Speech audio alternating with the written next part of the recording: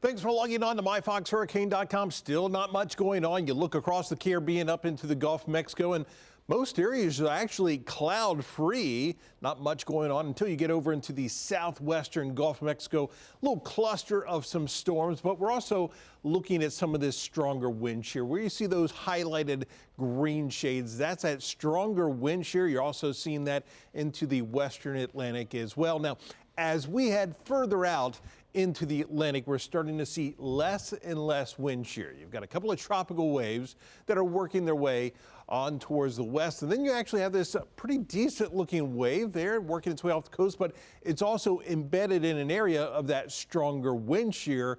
But the other thing that we're still looking at is just a continuation of that Saharan dust working its way across the Atlantic. Another big plume of that working its way off the coastline. You see those waves are just to the south of that, but this is going to continue to be that inhibiting factor really as we go through the next several days. So we're just not seeing any signs of anything developing over the next, say, 5 to 7 days. Still have that big ridge of high pressure. You're just kind of locked in across the Atlantic.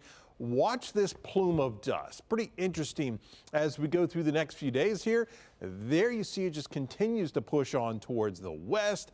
This looks like it'll be moving into the Caribbean as we head into the second half of the week. And eventually, some of this once again could be working its way up into the Gulf and over towards Florida as we head towards next weekend. But for now, what we're really watching is a lot of deep tropical moisture just down to our south. That's going to be working its way up through the Gulf of Mexico, throughout Florida, the southeast, all the way back into Texas. So really, we're not talking about tropical development, but we are talking about some pretty substantial rains over the next several days. In fact, over the next 7 days, you can see some of these rainfall totals that we could see across southeastern Texas, also up towards the Carolinas and portions of Florida, getting in on some pretty heavy rain as we head through the next week. So we'll keep you updated right here on myfoxhurricane.com.